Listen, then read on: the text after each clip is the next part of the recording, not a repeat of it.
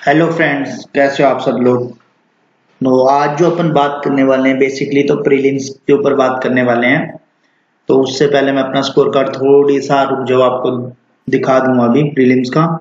वो score card है क्या कि अभी मैंने सोचा कि चलो मैं स्कोर कार्ड निकाल लेता हूँ पीडीएफ से, कि जैसे मतलब अपने स्क्रीनशॉट लेके।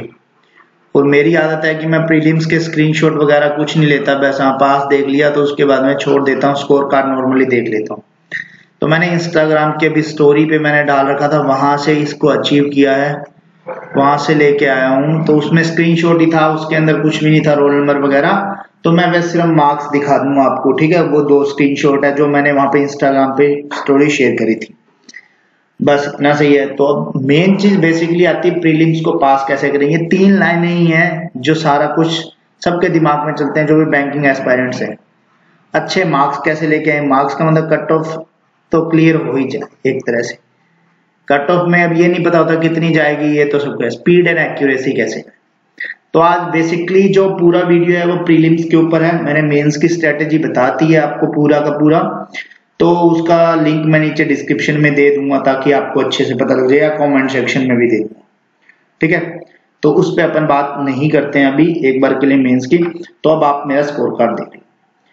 ये मेरा प्रीलिम्स का स्कोर कार्ड था, जिसके अंदर यहाँ मैंने 30 क्वेश्चन किए थे, ठीक है।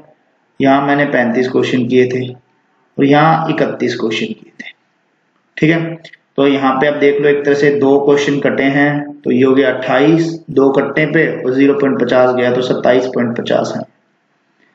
ये है score card IBPS PO prelims 2021 का है, ठीक है। सेम ऐसे ही उसके बाद में ये है मैथ में 35 आउट ऑफ 35 किए थे। एक क्वेश्चन अभी तक पता नहीं कौन सा गलत है, कहीं ना कहीं गलत हुआ होगा। सेम ऐसे ही यहाँ पे रीजनिंग के अंदर 31 बने थे, तो वहां दो क्वेश्चन गलत हुए, वो मेरे को ऐसा लगता है स्लोग्स गलत हो गया जहां तक मुझे आइडिया। तो बार बार वही है कि इतने मार्क्स लाने हैं, इतने मार्क्स लाने हैं, तो वो डर निकालना है कि आपको ये नहीं सोचना कि प्रीलिम पीओ का प्रीलिम्स है तो यार हमारे 60 मार्क्स ही आ जाएं, या क्लर्क का प्रीलिम्स है तो हमारे 80 मार्क्स आ जाएं। क्लर्क हो चाहे पीओ, आप 80 प्लस का टारगेट रखो। उसके लिए आपको दो चीजों की सबसे ज्यादा नीड है। एक तो सबसे ज्यादा नीड पड़ेगी स्पीड की, दूसरा एक्यूरेसी भी होनी चाहिए। कुछ होते हैं कि देखा होगा आपने, फर्स्ट शिफ्ट में जाते हैं, IBPS क्लर्क हो गया या जो भी क्लर्क का एग्जाम देने जाते हैं, उसमें हर कोई 89 95 ऐसे ही बोलता है, बट कट ऑफ इतना नहीं जाता है। क्यों? क्योंकि वो इंग्लिश में 30 करे आएंगे, रीजनिंग में जल्दी जल्दी 35 कर देंगे, जबकि इतनी नीड नहीं होती। पेपर की डिमांड देख के किया जाता है क्वेश्चन को, हर बार ऐसे नहीं होता कि हमें किसी को शो ऑफ करने के लिए जाना होता है। तो ये सब चीजों को अपन को अवॉइड करना है। तो अब मैं आपको पूरी स्ट्रेटेजी बताता हूँ। एक स्कोर कार्ड यही सेम, ये जो मैंने इंस्टाग्राम पे शेयर किया था वो ये था, ठीक है। तो वो मैं ये कॉपी लाया हूँ, तो सेम वही है, ठीक है। और उसके बाद में जो मैंने ऊपर लिखा था वो यहाँ से आया था। अब अपन इन तीन चीजों पे बात करने से पहले अपन बात करते हैं मैथ के ऊपर। मैथ में देखो, मैं एक ही चीज बताता हूं। सबसे पहला क्वेश्चन होता है सबका, फॉलो किसको किया था, फॉलो किसको किया। ये क्वेश्चन सबका ही है, कौन से टीचर से पढ़े थे। तो मैं आपको एक चीज बताता हूं, मैंने सिर्फ एक ही टीचर बनाया, वो है मॉक टेस्ट। आप कहेंगे वहां से कॉन्सेप्ट कैसे क्लियर होते हैं। कॉन्सेप्ट के लिए आपको एक चीज करना पड़ सकता है। जैसे यूट्यूब पे आप गए, आपने क्या किया कि आपको SI CI नहीं आता, SI एंड CI क्या नॉर्मल वीडियो देखा जहां पे बेसिक से बताया, ठीक है। आपको सिर्फ बेसिक पता होना चाहिए कि हाँ, जैसे मुझे पता लग गया कि P इजिकल टू CI अपॉन में R होता है, R यहाँ पे R स्क्वायर होता है, R क्या होता है, R plus R into R by 100 into R by 100 into 100 यहाँ पे, ठीक है। ये मुझे बेसिकली एक फॉर्मूला था, एक PRT/100, ये अपन को बचपन से ही आता है, ठीक है। इसी को ही रोटेट कर दे। SI तो सारा इसी से निकल जाएगा। 2 इयर्स का निकालना है, CI माइनस SI वाला जो डिफरेंस होता है अपॉन में R स्क्वायर इंटू 10,000, इससे P निकल जाएगा। और 3 का होता है तो 100 अपॉन में 300 प्लस R। तो सारा SI CI ये 4 फॉर्मूलों पे होता है, ठीक है। अब करते क्या, क्वेश्चन की डिमांड होती है, उसको बार बार देखना होता है कि इन 4 फॉर्मूला से कौन से क्वेश्चन पूछे जाते हैं। तो बेसिकली करना क्या होता है कि आपने कोई भी, देखो टॉपिक है जहां पे आपको वीकनेस दिखती है। फॉर एग्जाम्पल ए कोई टीचर है जिसने आपको बॉटम स्ट्रीम अच्छा पढ़ाया, ठीक है। कोई बी कोई टीचर है उसने आपको SICI अच्छा पढ़ाया। कोई सी टीचर है उसने आपको पढ़ाया पार्टनरशिप अच्छा, ठीक है। तो जरूरी नहीं है कि सी वाला ये दोनों चीजें अच्छी पढ़ाए। और YouTube बना ही जब फ्री के लिए है तो फ्री का लाभ उठाना चाहिए आपको। तो यदि आपको नहीं कुछ आता तो आप बस ऐसे नॉर्मली देखा करो किस टीचर का हमें समझ में आता है वो टॉपिक। जरूरी नहीं है कि वही इंसान अपन को सारे टॉपिक अच्छे करा सके। क्यों? यदि उसके ही अच्छे होते तो फिर वो सारे टॉपिक बताया था ना कि ये मेरे अच्छे हैं, फिर वो IAS UPSC होता या फिर बैंक में कहीं मैनेजर होता। तो उसके भी कहीं कुछ टॉपिक ऐसे होते हैं जैसे अच्छे नहीं होते। जैसे लाइक मैं बताता हूँ, मेरा टाइम एंड डिस्टेंस पहले वीक हुआ करता था लास्ट ईयर तक, ठीक है। तो मैंने एक दिन क्या किया, पहले YouTube पे गया, नॉर्मली मैंने समझा कि क्या चीज की डिमांड होती है। फिर मैंने देखा जो हमें ये स्कूल में बताया गया था फॉर्मूला DST वाला, डिस्टेंस निकालनी हो तो स्पीड इनटू टाइम, टाइम निकालना हो तो डिस्टेंस अपॉन स्पीड। तो इस फॉर्मूले को मैं यूज करता करता ऑलमोस्ट 70% तक पहुंच गया। अब मेरे को ये जो फोबिया था एग्जाम में प्रीलिम्स में वो हट गया है और मैं अभी लगातार प्रीलिम्स में इस क्वेश्चन को कर रहा हूँ, ठीक है। एक बार फोबिया हटने की देरी होती है, उसके बाद में कर सकते हैं सारे के सारे क्वेश्चन जैसे भी। तो आपको मैथ में सबसे चीज पहले ये सोचना चाहिए कि हमें कहाँ से क्या चीज मिल सकती है। अब लोग सुनते नहीं है कि किसको फॉलो करना है किसको नहीं करना, बस फॉलो कर लिया आंख बंद करके, किसी ने बस उसको रेफर कर दिया कि हाँ ये टीचर बढ़िया है। अब तेरा समझने की शक्ति कैसी है वो नहीं पता ना। तो इस चीज के लिए सबसे पहले आपको मॉक को अपना दोस्त बनाना पड़ेगा। मॉक के साथ में आपको टेबल, स्क्वायर एंड क्यूब ये आपको डेली लिखने हैं। और होने कितने चाहिए? 30, 100 तक, और ये 45, 30 से 35 ही कर लो भले। अब मेरे को तो जैसे टिप्स पे याद है कि 24, 48, 72, 96, 120, 144, 168, 192, 216, 240, ठीक है। कोई भी टेबल है यहाँ तक 35, 40 तक मेरे को सारे याद है। स्क्वायर का भी जैसे 102 का पूछोगे तो 104, 04 है, 108 का पूछोगे तो 116, 64 है। तो कोई भी जो भी होता है कि भाई 92 का क्या 8464 है, 96 का क्या 92, 16 है। तो एकदम टिप्स पे याद कर रखें ये। इससे क्या होता है कि आपकी सारी कैलकुलेशन जो है ना वो इन तीन चीज पे है, टेबल पे, स्क्वायर पे और क्यूब पे। यदि ये आपको अच्छे से आते हैं तो आपकी कैलकुलेशन में हेल्प करेंगे। और इसके अलावा आपको कुछ देखना ट्रिक्स, तो मैंने स्टार्ट में वीडियो बना रखी है बिगनर्स वाला। आपको बिगनर प्लेलिस्ट में जाना है, बिगनर्स लिखा हुआ है, उसको आपको देखना है। उसके अंदर मैथ की मैंने शॉर्ट ट्रिक्स बता रखी है, ठीक है। तो वो आप शॉर्ट ट्रिक्स को फॉलो कर सकते हो, आप अपने अंदर इंप्रूवमेंट ला सकते हो। तो स्कोर कार्ड के लिए ये दो चीज जरूरी है। प्लस इसके बाद में क्या जरूरी है कि आपको अटेम्प्ट करने के लिए आपको सोचना चाहिए कि यार मेरा कौन सा स्ट्रॉन्ग जोन है, और उस स्ट्रॉन्ग जोन में से मेरा कोई क्वेश्चन नहीं जाना चाहिए। लाइक मैं बताता हूं, किसी को मिसिंग नंबर तो बहुत अच्छी लगती है, ठीक है, missing number series, but wrong number उतनी ही खराब लगती है। तो इस फोबिया को हटा लो। या तो आपको मिसिंग नंबर भी नहीं आता, फिर तभी तो रॉन्ग नंबर नहीं आता। यदि किसी को मिसिंग नंबर आता है तो रॉन्ग नंबर पकड़ने में दिक्कत नहीं आनी चाहिए। ये आपको फोबिया हटाना है, और ये होगा कैसे? प्रैक्टिस। और प्रैक्टिस भी कैसे? रेगुलर बेसिस भी करना।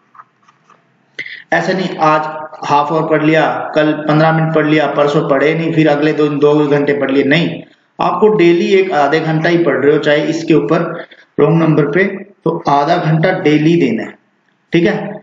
तो इस तरह से आप अपने आप में इंप्रूवमेंट ला सकते हो। और अब चीज क्या होती है मैथ, देखो आजकल जो पेपर आता है ना उसका लेवल बताता हूँ कैसा है। पेपर में क्या होता है, फर्स्ट शिफ्ट में इजी आता है पेपर, ठीक है, फर्स्ट शिफ्ट। सेकंड शिफ्ट आते आते उसमें से 5 नंबर का वो गायब हो जाता है जो अपन को चाहिए होता है। यदि मिसिंग आ रहा है तो सेकंड में रॉन्ग आने लग जाएगा, ठीक है।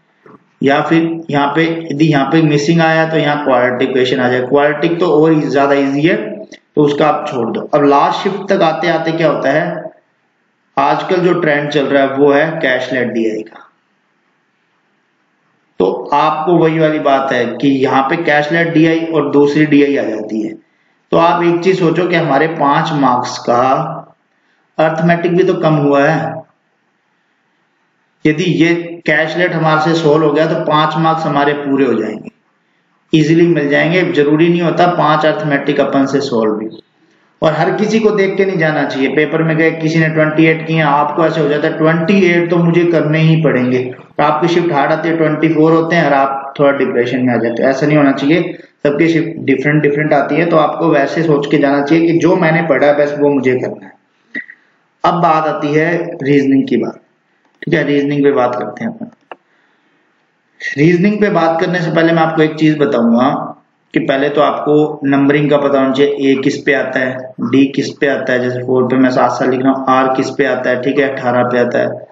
एस किस पे 19 पे आता है। यू किस पे आता है, वी किस पे आता है 21 पे 22 पे, ठीक है। डब्ल्यू किस पे आता है 23 पे आता है। एम किस पे आता है 13 पे आता है। पी किस पे आता है 16 पे आता है। क्यू किस पे आता है 17 पे आता है, ठीक है। कोई भी जे किस पे आता है, ठीक है, तो 10 पे आता है। तो आई किस पे आता है 9 पे आता है। तो ये सब चीजें आपको सबसे पहले पता होना चाहिए। और एक आपको पता होना चाहिए लेफ्ट राइट का डायरेक्शन में, कि ये राइट है लेफ्ट है, इधर चले कि भाई कुछ साउथ की साइड में जा रहा है, सॉरी साउथ की साइड में जा रहा है, उसके बाद में वो टेक लेफ्ट ले रहा है तो लेफ्ट यहाँ होना चाहिए, राइट यहाँ होना चाहिए। ये चीजें आपको बेसिक पता होना चाहिए। और एक आपको पता होना चाहिए क्लॉकवाइज कौन सी होती है, एंटी क्लॉकवाइज कैसा होता है, तो ये सब चीजें। और एक पजल के अंदर आपको लेफ्ट राइट का पता होना चाहिए, जल्दी जल्दी से साउथ में फेस होता है तब कैसे, और ये सब चीजें बेसिक बेसिक है, ये आपको पहले पता होनी चाहिए। अब बात करते हैं कि आपको करना क्या है। देखो मैं एक चीज बताता हूँ, रीजनिंग ऐसा है जहां पे हर कोई स्कोर करना चाहता है, बट दिक्कत पता है क्या आ जाती है, स्कोर क्यों नहीं कर पाते। कई 30 पे रह जाते हैं, कई 32 पे रह जाते हैं, कुछ 35 नॉर्मल हर बार करके आते हैं। उनका रीजन कैसे है 35 से 35 लाने का, वो बताता हूँ। वो क्या करते हैं ये लोग, ये सब क्वेश्चन को सॉल्व करने की कोशिश करते हैं कि हाँ यार हमें जो भी आएगा सामने। अब मेरे सामने क्या होता है, रीजनिंग जैसी आती है, चाहे मेरे सामने पहली पजल आ जाए, चाहे ब्लड रिलेशन आ जाए, चाहे स्लॉग्स आ जाए, ठीक है। अब मुझे पता है चाहे ये बाद में करने हैं चाहे पहले करने हैं, वो मेरे को करने हैं। हाँ मैं जैसे ब्लड रिलेशन आया तो मैं देख लेता हूँ ब्लड रिलेशन के 5 क्वेश्चन है या 2 क्वेश्चन है। 2 क्वेश्चन है तो मैं एक बार के लिए स्किप कर देता हूँ, क्योंकि मेरे को अभी 5 मार्क्स ज्यादा अच्छे लगेंगे कहीं पे लेने के लिए। और पजल आ गई तो पजल आप कुछ लोग क्या करते हैं स्किप कर देते हैं, वो लास्ट में भी तो बनानी ही पड़ेगी। तो अपने आप को वैसा ट्रेन करो, और ऐसा ट्रेन होने के लिए आपको देने पड़ेंगे मूक। मूक में जैसा भी पेपर आए अपने आप को माइंडसेट वैसा कर लो कि यार जैसा कुछ भी लिखा आएगा हम वैसा ही सॉल्व कर देंगे, और उसके हिसाब से अपन प्रैक्टिस करते रहेंगे। प्रैक्टिस जितनी मर्जी करो उसका कोई पैसा नहीं लगता है। तो जितनी अच्छी प्रैक्टिस करोगे रीजनिंग में आराम से 33 से 35 स्कोर कर लोगे। कई बार क्या होता है हार्ड आ जाता है कुछ पेपर में, तो आपको वो स्किप कर देना चाहिए। आप एक्यूरेसी पे रहोगे तो आपको 2 से 3 नंबर ज्यादा मिल जाएंगे। उस चीज का आपको ध्यान रखना है, 1 या 2, 1.5, 2 भी 1, 2, 1.5, 2.5 इतने नंबर ज्यादा मिल जाते हैं, तो आपको ध्यान रखना है। तो बेसिकली आपको जो रीजनिंग में क्या, देखो नॉर्मली बताता हूँ 4 से 5 पजल आते हैं। तो ये आपको जितनी पजल बनाओगे अंडरस्टैंडिंग बनाते रहोगे। अब आपको पता है कि अब फ्लोर बेस आ गई, 8 फ्लोर है, ठीक है, 1 2 3 4 5 6 7 8 फ्लोर आ गई।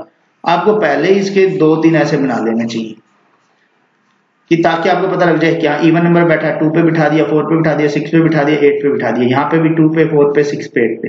अब वो बोल रहा है कि यहाँ पे 6 से नीचे बैठा है, तो आपको पता लग गया ये 2 सही है, ऊपर वाला गलत है, बस ऐसे करके।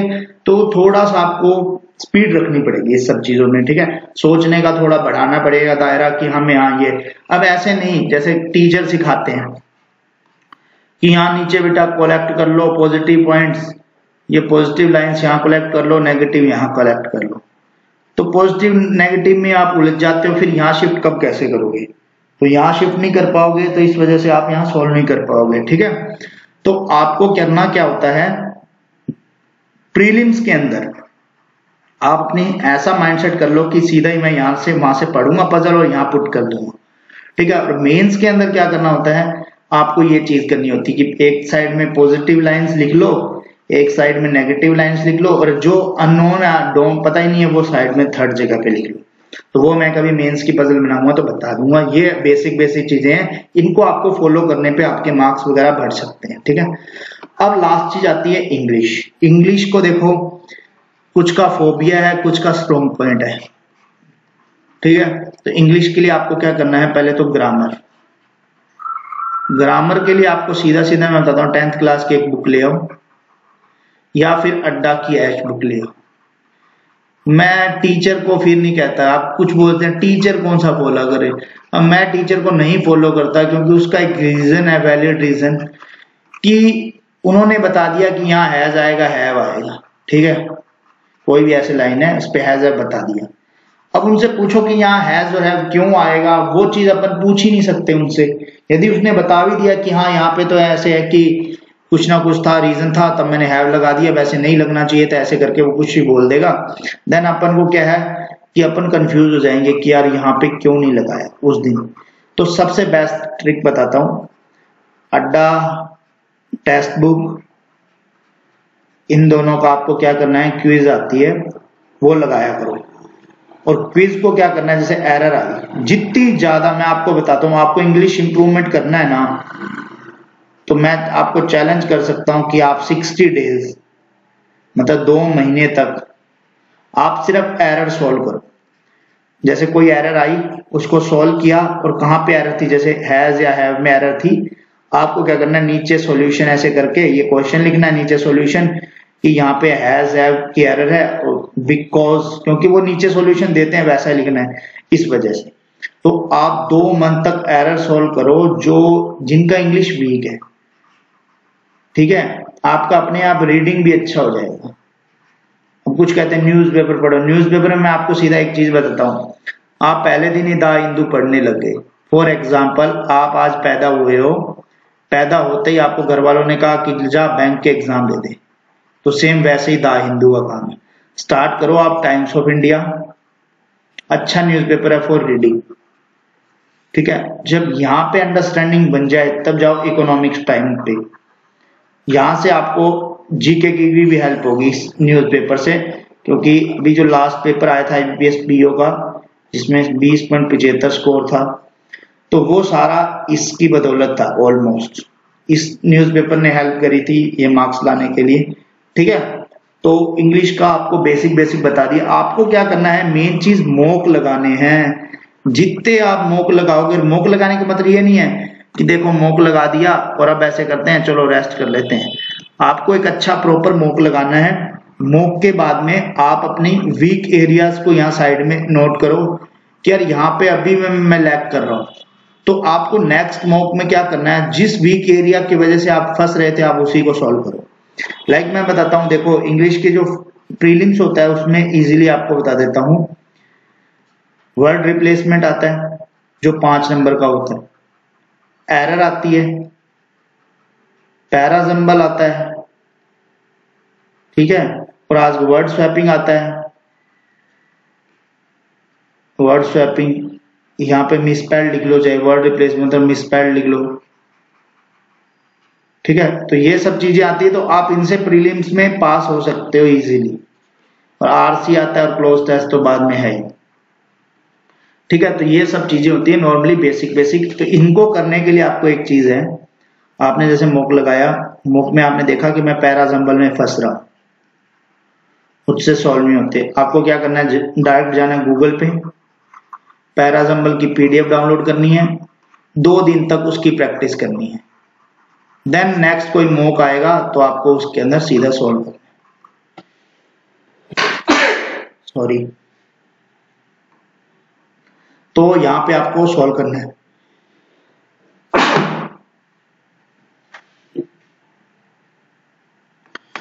उसके बाद में आप मॉक लगाना और आपका इंप्रूवमेंट अपने आप हो जाएगा।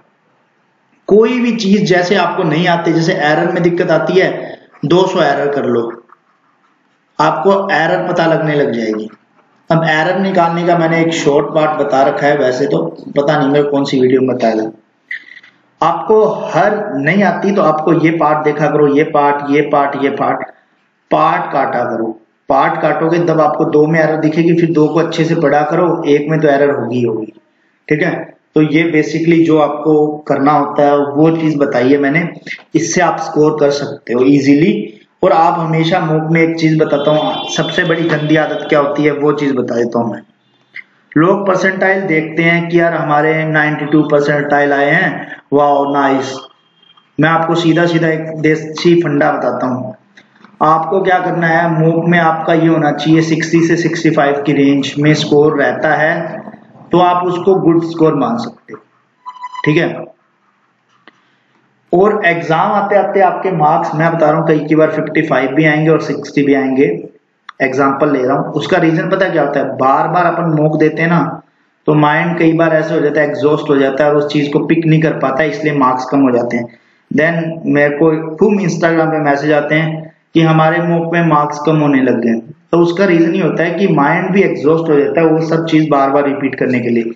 तो उस टाइम पे आपको क्या करना होता है, आपको मॉक के अंदर सिर्फ अपने आप के अंदर चेंजेस लाने होते हैं। चेंजेस क्या लाने होते हैं, जैसे पहले आप स्टार्ट करते थे सिंप्लीफिकेशन से, अब आपको स्टार्ट करना है पहले डीआई से या फिर क्वाड्रेटिक, मतलब जो चीज आप पहले करते थे वो चीज बंद कर दो, आपका अच्छा होने लग जाएगा। ठीक है, तो ये वीडियो यहीं पे था, और आपका कोई भी डाउट हो तो आप कमेंट सेक्शन में करना, मैं कोई नेक्स्ट वीडियो होगी तो मैं आपके सारे डाउट प्रीलिम से लेके कोई भी डाउट हो कि हमें कैसे करना चाहिए, क्या भी करना चाहिए, ठीक है, तो आप मुझसे पूछ सकते हो। कमेंट सेक्शन में जरूर कमेंट कर देना, मैं आपको बता दूंगा ये सब चीजें कि भाई इन चीजों को ऐसे अवॉइड करो, इनको ऐसे अवॉइड करो। ठीक है, तब तक के लिए मस्त रहो, स्वस्थ रहो, जय माता दी।